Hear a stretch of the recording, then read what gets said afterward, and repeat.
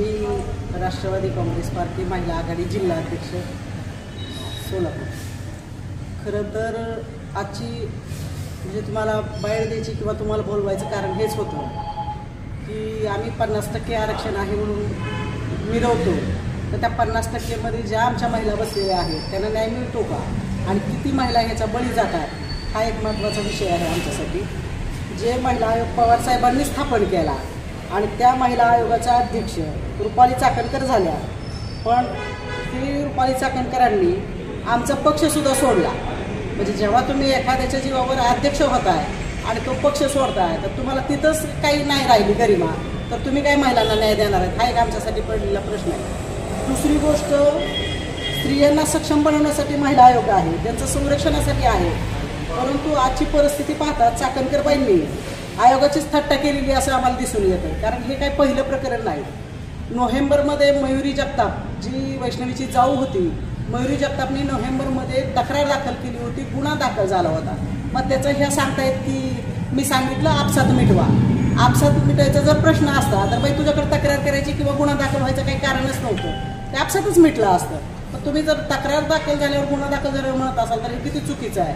म्हणजे महिला आयोगाच्या अध्यक्ष जर गुन्हा दाखल झाल्यावर म्हणत असेल की आपसात मिटवा, तर मला वाटतं की त्यांना अध्यक्षाचं म्हणजे नॉलेजच नसावं, त्यामुळे त्या तसं बोलते।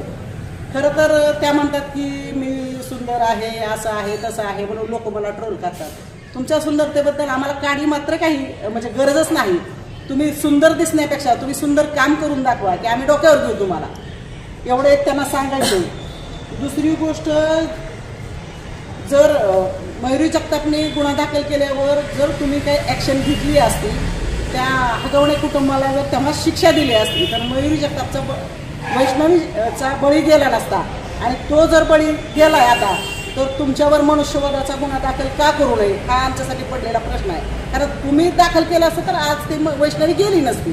त्याच्यामुळे तो एक मनुष्यवधाचा गुन्हा रुपाली चाकणकरांवर वैयक्तिक दाखल व्हावा ही एक विनंती आहे। आणि आज आम्ही जवळजवळ 500 महिलांनी सह्यांचं आंदोलन केलेलं आहे। एक सह्या 500 महिलांनी दिलेल्या आहेत, त्या तुम्हाला पण मी दाखवू शकते।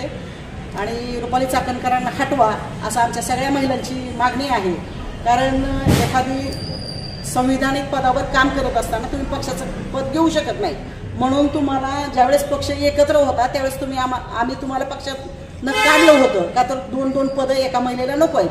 पण पुन्हा आणि तुम्ही संविधानिक पदावर पण राहता, इकडे पक्षाचं पण पद आहे, तर 2 पदं घ्यायला तुम्हाला परवानगीच नाही।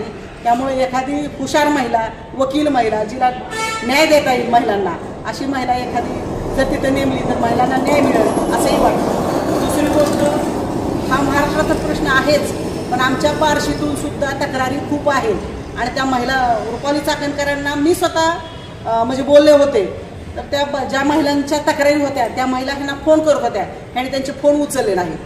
मग जर महिला अध्यक्ष फोनच उचलत नसेल तर ह्याला महिला अध्यक्ष पदावर राहण्याचा पण अधिकार नाही असं मला वाटतं। तर आणि सह्याच्या माध्यमातून आम्ही पक्षाच्या माध्यमातून राष्ट्रवादी काँग्रेस पार्टी महिला आघाडी शरदचंद्र पवार पक्षाच्या वतीनं जाहीर आवाहन करतो की देवेंद्र फडणवीस साहेब, अजितदादा आणि एकनाथ शिंदे साहेब, तुम्ही ह्या महिलाची हकलपट्टी करावी।